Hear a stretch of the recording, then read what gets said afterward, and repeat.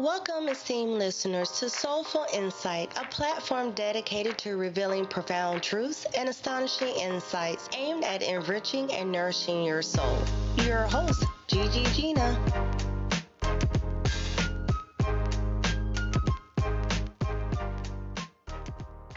Hey everyone, it's your lovely host, Gigi Gina, here at Soulful Insight Podcast. And I know it's been a minute since we talked. I was under the weather, I was very sick. So I am now up and ready to roll with you guys again.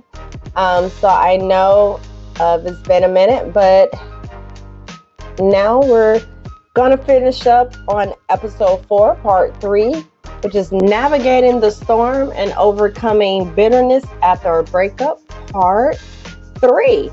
And so if you have not been listening, part 1 of episode 4 was talking about the bitterness of a woman after a breakup. Part 2 was the bitterness of a man after a breakup. And now we are on part 3, where the bitterness of a breakup, how it affects the children, and also dealing with of how bitterness can contribute to co-parenting.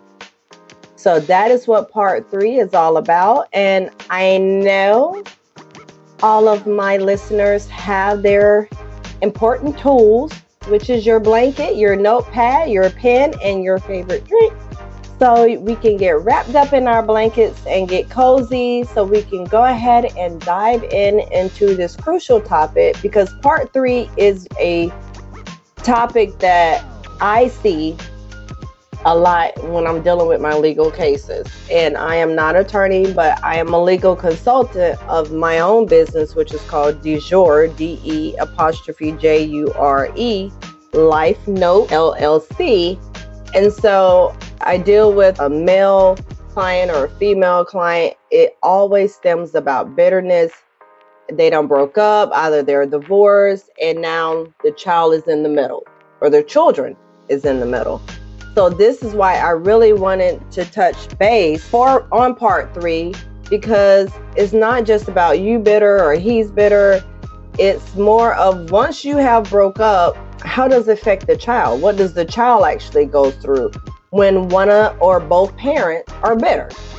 So we're going to go ahead and dive on in. Now, once I am done, if you do have some legal questions or legal concern, and with your co-parenting or trying to figure out how to co-parent, just please email me either here at Soulful Insight Podcast, and that's Soulful Insight Podcast at gmail.com, or you can email me at DeJure, DEJURE, Life Notes LLC at gmail.com, and put whatever your concern is, and I will definitely get back with you and reach out to you and address whatever concerns dealing with your co-parenting issue or family law issue, or point you in the right direction.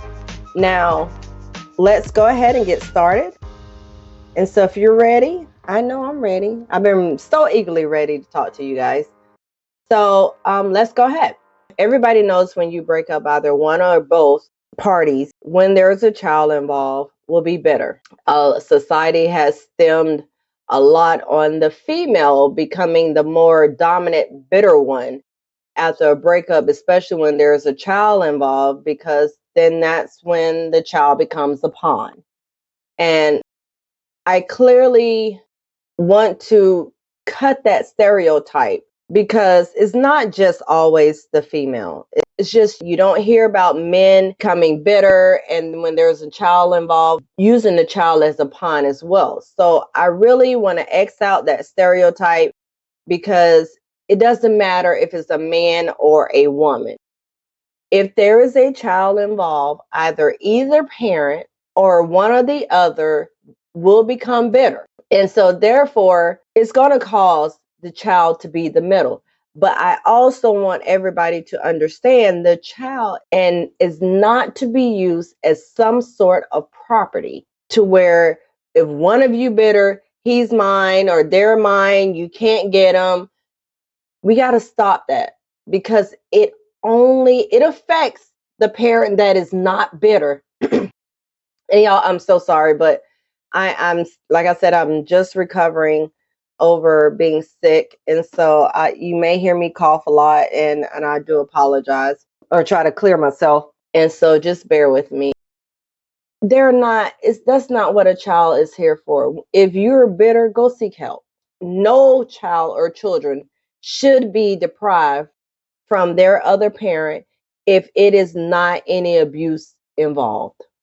I don't care if it's verbal abuse, I don't care if it's physical abuse, mental abuse, or emotional abuse. If none of that is your issue with the other parent, then no child should be isolated from that other parent because you are bitter. Let's clear that air first. So now, breakups and child custody battles can be very impactful, leading a lasting emotional and psychological scars on everyone involved. The bitterness can often accompany these experiences, can affect not only the couple, but also their children, their family, and their friends. Now, what happens when it becomes the bitterness involved with the child? Then you have the emotional toll on parents of the child. We all know that the relationship has ended, and when it's ended, it's accompanied by a range of negative emotions. Bitterness is the number one, where you're being bitter because you feel betrayed, you feel lost, you're angry, you're sad. And these emotions can be intensified during a custody battle, where both parents may feel the need to fight for their rights as parents. The stress and the anxiety from the legal proceedings can escalate feelings of bitterness, sometimes leading to a prolonged resentment and hostility. So you got to understand that's why in episode 4, part 1 and part 2 of this topic, I stress how it is very important you seek help, especially when there is a child involved. Because when that bitterness sets in, you're not reasonably thinking. You're not trying to reason. You're not trying to cooperate. You're not trying to come at a median where you want to resolve co-parenting because you've lost everything in a relationship and the child is the only thing that connects you and the ex together. So that's why the child becomes this pawn in the middle of both of y'all madness. And it should not be, because you both are trying to hold on still to each other, because that is the last thing y'all have left of showing something of y'all being together. So that's when it comes in, well, I'm not going to let you see the child if you don't come back to me. Or your ex moved on, got somebody else new, and now you're mad, oh, well, I'm not going to let you see the child because you done got something. You think that's going to help if you're trying to win them back? Do you really think being like that is going to help? It's not. So that's why it's very important you go get help. Because once you are bitter, you're not thinking about the impact on the children or the child. Children becomes really vulnerable in these situations because they feel torn between their parents. They love you both. Then they're confused because now number one lifestyle of having both parents in the home, now they're no longer together in their little mind. Now the changing of my family dynamics is not going to be the same, because now we finna move and get a new place. I'm with mommy. I like my room where I was at with mommy and daddy in the same house, or daddy's gone and I'm used to him doing things with me when he comes home, so he's no longer going to be doing that. And then they start worrying about their future. So when bitterness between the parents spill over into their interactions with their child or children, it causes emotional distress on the child or children. A child or children might feel guilty, thinking they're the cause of the conflict. They may internalize the negativity between both of you, leading to issues such as anxiety, depression, and behavioral problems. The child will start acting out. And now you're mad with the child because why? They're crying too much. They're beating up on their siblings. They're being antisocial. Now you're mad. It stemmed from you two haven't addressed your bitterness, and now you done broke up, still bitter, and it's now had let it brew. It's done got worse, and now you both of you trying to hold on to this child as a pawn just to get the other one back, and not realizing you're ripping that child or children apart mentally, physically, emotionally, and you wonder why they're acting out. They should not take on your madness. They're innocent human beings that just need to stay as children or a child and let them paint their world just as colorful as possible. And you wondering why, and I've worked in this environment in mental health. You wondering why so many kids now is being classified as ADHD. Oh, something wrong with my kid. You're taking them mental health, they're ADHD. No, look at the background of the parents before classifying these children and labeling these children or child as ADHD because you can't get your madness straight. Quit using these kids as a pawn. You're pulling them back and forth, thinking they're property. And you wondering why you got to go to a mental counsel. You wondering why you got to figure out why they cutting up. Well, because they're stressed out because they think they're the issue. They're thinking that they are the cause of why you two not together. And it has nothing to do with them because whatever situation that caused you guys to break up, bitterness has set in, and now you're angry, you're mad, you're feeling betrayed, you're feeling lost, confused, and you're sad, and you don't let all that brood over the last 3 to 6 months, a year, and you're not sitting there letting this child know it has nothing to do with them. This was long overdue. It has nothing to do with you. But what you do, you put that weight on that child, and it spills over into the child. Quit taking these kids down to mental health and saying, oh, they have ADHD. Half of these children that's on ADHD medication don't really need it. You need to figure out your own madness and heal from being bitter after a breakup or divorce. And I'm sorry, but when it comes to kids, I'm very passionate about them. And like I said, it's too many family law cases that come across my desk, and it's the same scenario over and over and over again. The same exact scenario, just different people with different names and different backgrounds.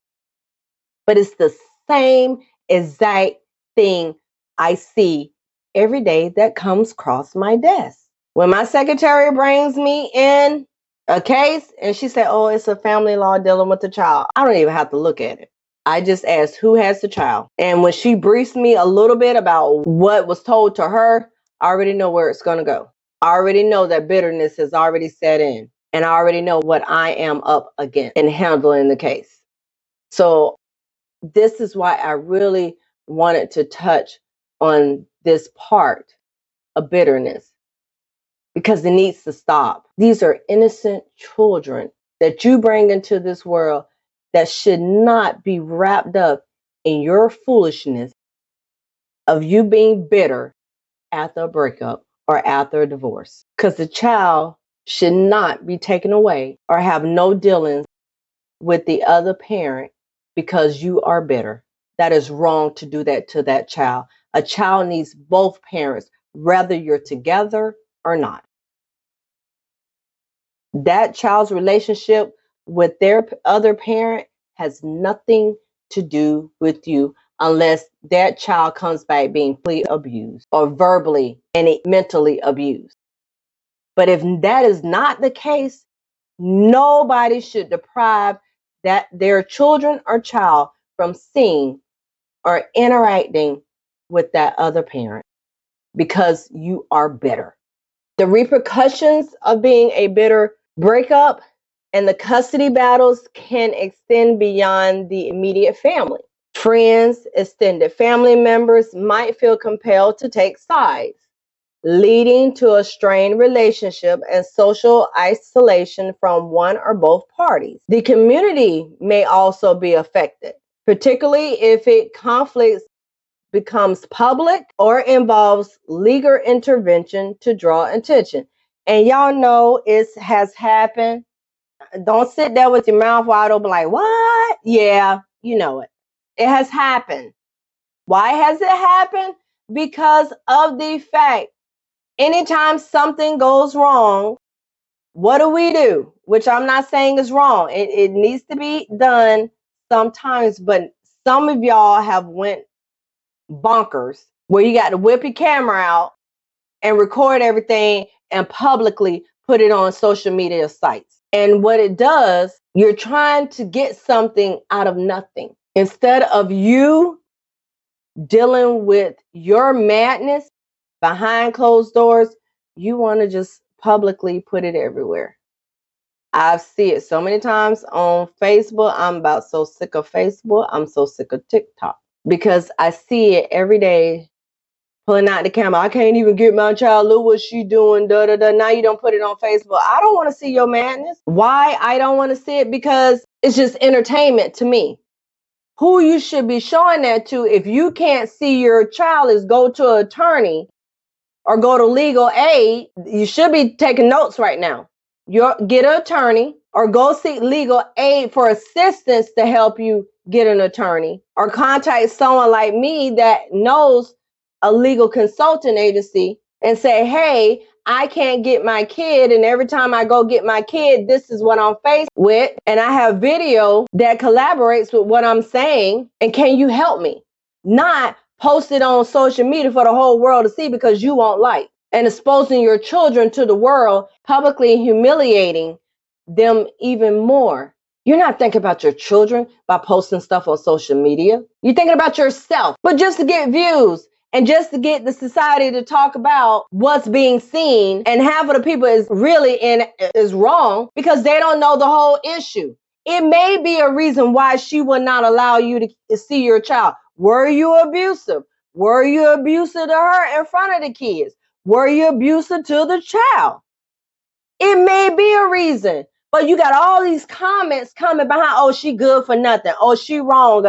You're posting something that's causing more damage to your child because you don't know what mother know your child and their child is going to the same school your child is. So now your child is in school. Oh, we saw your daddy, or we saw your mama. My mama saw your mama posting stuff on Facebook. So how your daddy not with you? Or how your mom. Now the children is being criticized,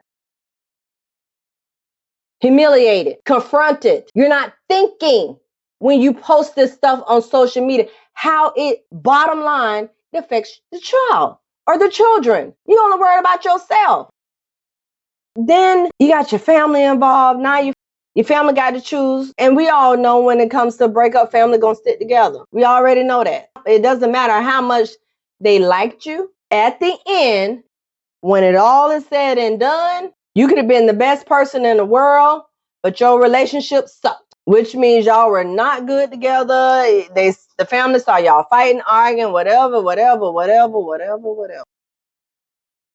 And now it's all over. And you may have a good relationship with the mama, you may have a good relationship with the sisters, the cousins, the brothers, whatever.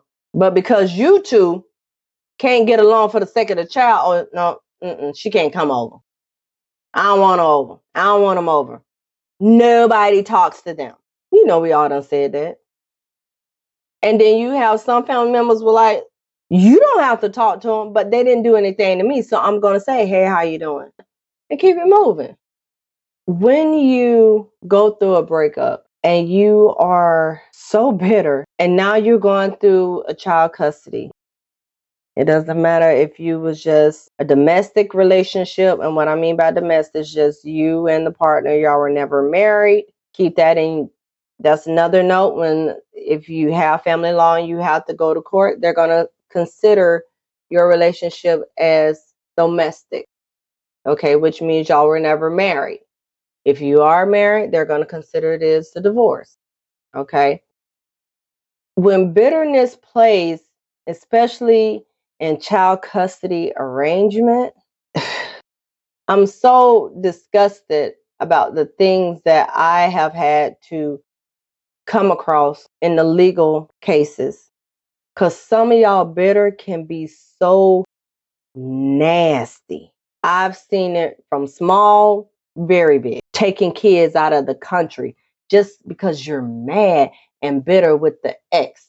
Now, like I say, I've seen it big and I've seen it small. But when you are bitter, it's a lot of things, especially in a child custody arrangement, that it affects. It affects your way of thinking, your decision making. When you are so consumed by bitterness, you struggle to make a rational decision regarding the best interests of the child or children. By you being bitter, it prolongs legal battles and make it difficult in reaching an amicable agreement.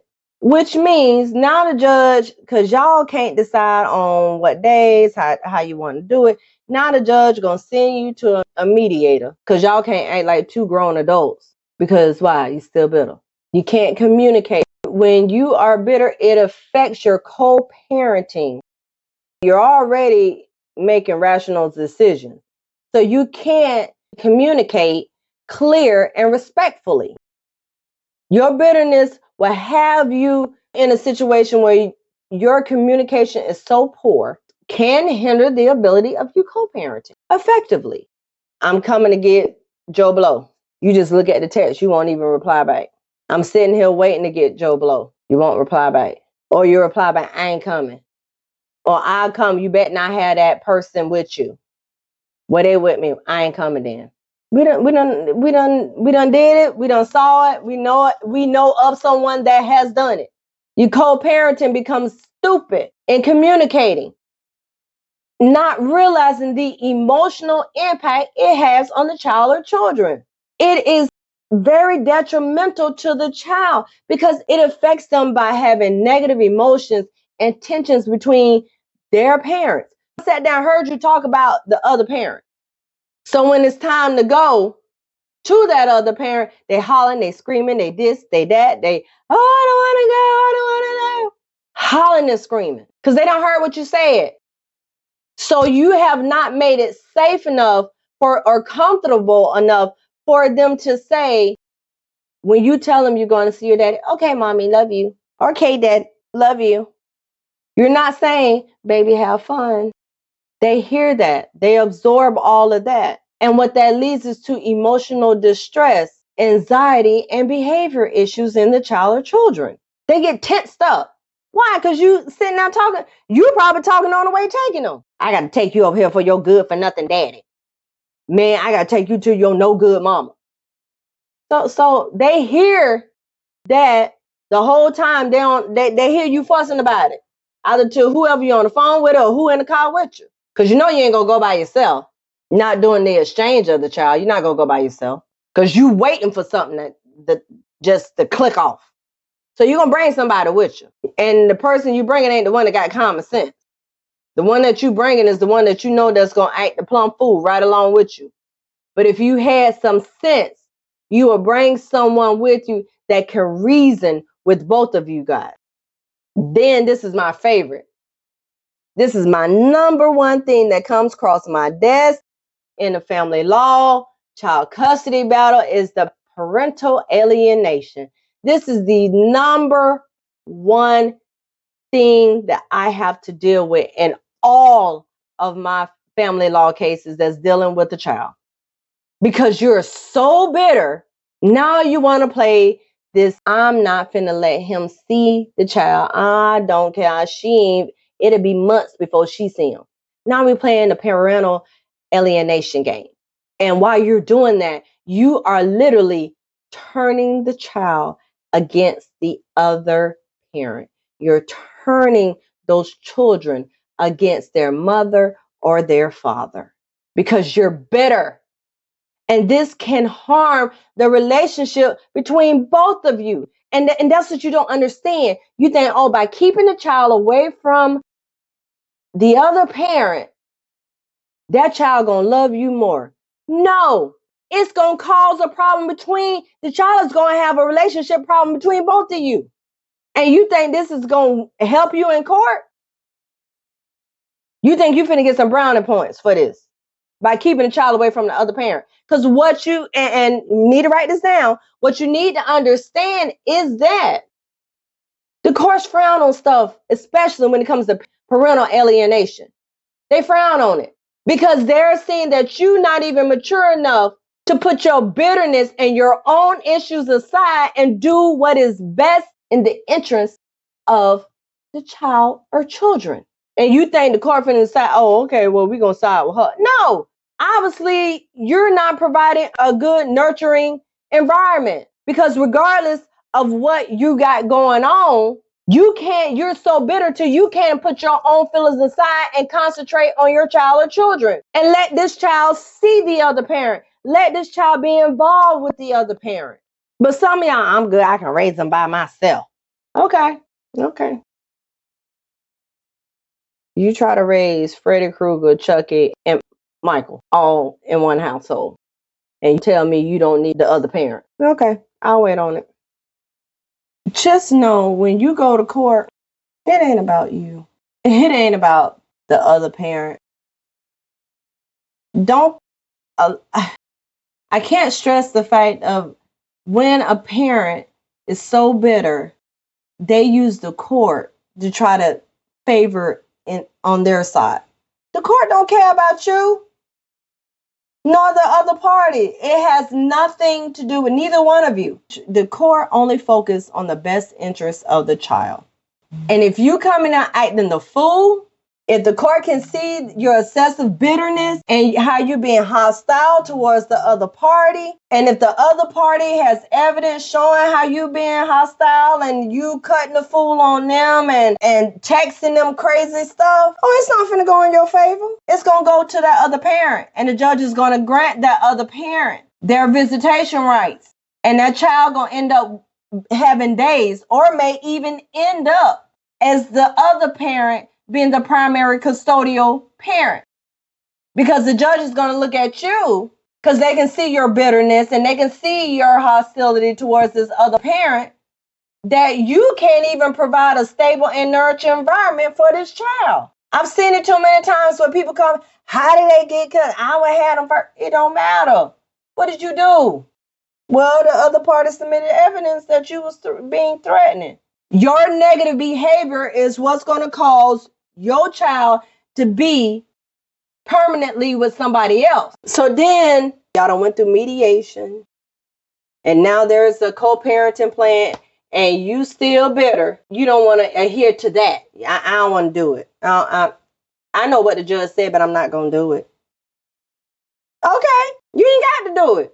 You don't have to do it at all. But if that other party takes their little 2 feet and go down there to that court and pull them papers, contempt the court on you, and a date is set for a hearing for them to show how you have not adhered to the co-parenting plan because you are so bitter, and when the judge look at whatever evidence they have submitted, 2 things can happen. Well, a lot can happen. The judge can just slap you on the wrist and say, don't do it again. Or he can fine you for wasting his time to hear this foolishness because you can't adhere to what was agreed through the mediator. And then what happens is, if he don't fine you, he may let the bailiff go ahead and take you and put them little silver bracelets on you, and then you're going to hear that theme song in your head from Law and Order. Dun, dun, dun, dun, dun, dun, dun, dun. You're going to hear that theme song when them doors close because you want to act ignorant and you don't let your bitterness set in for so long till, again, you can't even make an irrational decision and follow what the judge or what you and the other party has agreed upon for visitation. Or to say the judge don't put you behind bars. He don't fine you. Well, if you keep the child away from the other parent, let's just say a year, the judge can grant a year of makeup time. to where you won't see your child for a whole year. Why? Because you didn't do what the judge asked you to do. So now the judge has granted a whole year for this child to be with the other party.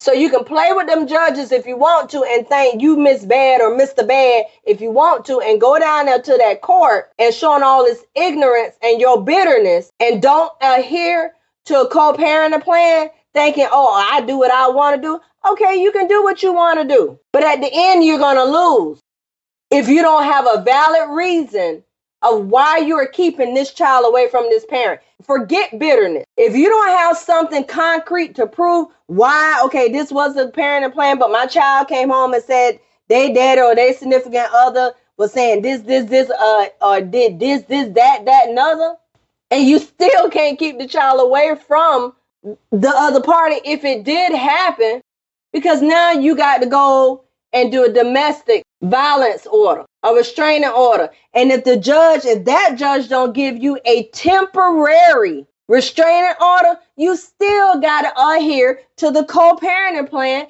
until you go to court on both. So stop being stupid and stop being ignorant and doing the dumb stuff, which is causing more hurt and more pain to your child or your children because you are bitter.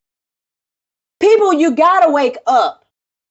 You gotta wake up and stop playing this mind game with your children and then telling the child, well, that's why your daddy didn't want you. That's why your mama didn't want you. And the child is growing up hating the other parent because what you have instilled in their mind, not knowing the whole reason why this child has not seen the other parent is because of your bitterness, your sick bitterness. Because you can't get over the fact that y'all are no longer together. It's crazy. It's crazy how you do the children. It's crazy that you are so bitter, you cannot think about putting your bitterness aside and solely focus on a stable and nourishing environment for your child or your children. And then you walking around here talking, I'm so stressed out. Duh. You wonder why? You wonder why? You wonder why you're stressed out. You're causing all of this on yourself. Yes, being broken up can automatically be stressful enough. But when you put that bitterness in, it don't just affect you, it affects the other parent as well. Your mental and physical state, period. And when you become stressed, then you lack the ability to care for your own child effectively and consistently. And you wonder why. You wonder why your child having emotional distress. You wonder why your child having behavior issues. You wonder why for a long period of time your child is going through all these types of things.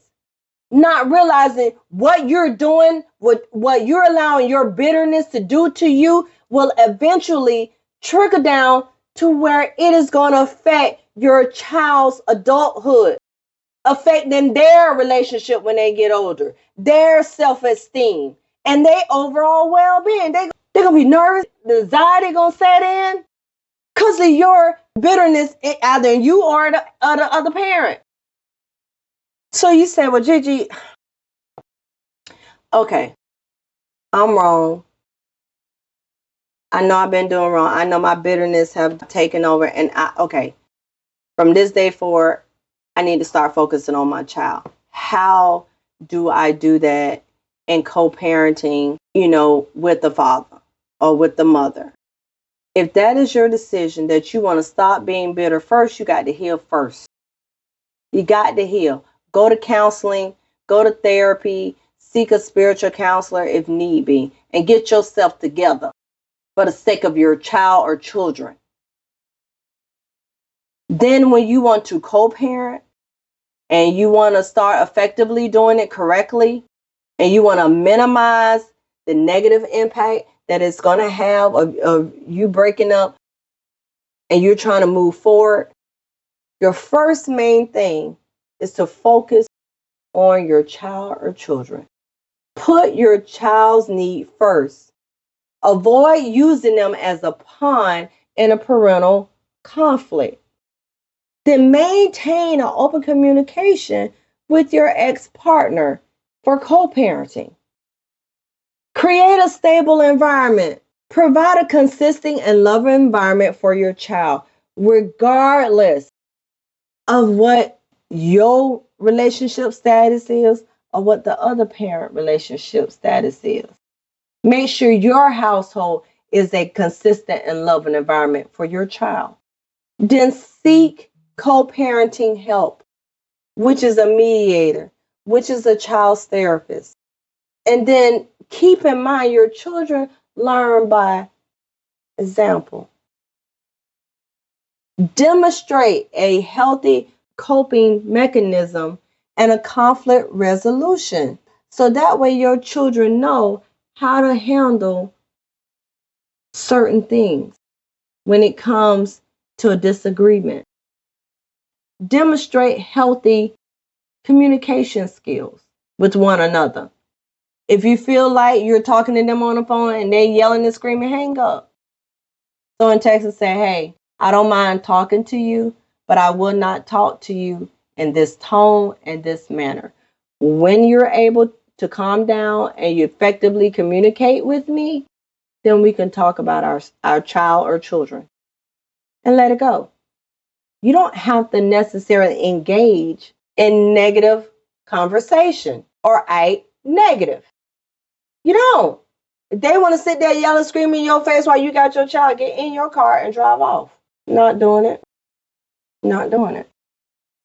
Now, other things you can do to help support you in the co-parenting is do a custody and a visitation arrangement. The court will help you determine the custody and visitation schedule based on the best interest of the child. Now, keep in mind there are 7, this is another note, you need to write it down. There are 7 different ways that you can do a visitation schedule. But if you can't come up with one, the courts will make one for you in the best interest of the child. Okay? Support. If it's financial support you need, go to child support. Set up child support guidelines. Then, of course, again, the court will set a mediator and an arbitrator for you. And what they will do, they will help both parents reach an agreement outside of court to reduce the conflict and the stress. Now, there are other ways as well. Once you have reached out to a legal system, you've reached out to a legal counselor, a legal consultant agency like me, or you reached out to an attorney. Once you've done all of that, and you say, well, Gigi, I'm here alone. I ain't got no family. All my family back home. I can't really just pack up my kids and go back home. I need some support. I don't have anybody. And that's okay, because there are supports out there. You have a therapy, you have a spiritual counselor, you also have support groups. Support groups are great because you can connect with other parents that are going through some of the similar experiences and can provide valuable support and advice. A therapist, either if you do it as an individual couple therapy, can help address emotional challenges and improve communication. Spiritual counselor, either your pastor or someone that you look up to spiritually, someone in the church, they can help you on a spiritual level of how to address issues like this. The court is automatically going to have both sides, both parents, attend a parenting class. It's normally 4 hours in the state of Florida. It varies in other states. It's a long list, but if you're in Florida, I know right off the bat it's 4 hours. Okay. The court is automatically going to have you attend that, and you will have to take the certificate and present it back to the court saying you have taken a parenting class. Okay. Then go with, if your child seems to be struggling with their emotions, if they're isolating themselves, go have your child seek a therapist. Okay. And so that way that therapist can see what is in the best interest of the child and provide them some type of support and guidance. And most importantly, if you cannot afford an attorney, contact legal aid. So that way they can assist you with legal matters and point you to the right attorney that could assist you with your financial need. Okay. Now, I hope this has truly helped some people. I'm hoping to help everyone, but especially when it comes down to the kids. We all been hurt. We all have had to break up from a long-term relationship, and you may have a child or children involved. Please stop using your kids as a pawn. They are not a property, nor are they a pawn. They are innocent little human beings that was blessed and given unto you to provide a stable and a nourishing environment, not one that is toxic. Give them what you did not have. Your bitterness will destroy you and your children if you do not seek the right help. Start healing today for the sake of your child or children. They deserve both parents. It doesn't mean you have to be together to co-parent correctly. You can have the best relationship just in co-parenting. But just know your child was not the one that caused your hurt. And your child or children should not be involved in your madness. Give them that opportunity to have both parents. It's too many kids that are being raised up in broken homes. And what I mean by a broken home, it does not necessarily mean the other parent has to be in your home, that they have to have two people living in a home. They can have two parents that's not living in the home, but have the best connection in co-parenting to where they feel that both parents are still in the home with them. Start healing today. Stop being bitter, because your children and your child is depending on your healing. Go seek a therapist. Go seek a spiritual counselor. Start leaning to your support group and give your children what they truly deserve. It's both parents to love them, to guide them, to nurture them. Let them know to raise them up together, and let them live and have a prosperous life. And let them see you able to overcome and live happily with them. That's my time. I love you all. I will see you on our next episode. See you at 7 p.m. Central, 8 p.m. Eastern. Take care. Be blessed. Good night.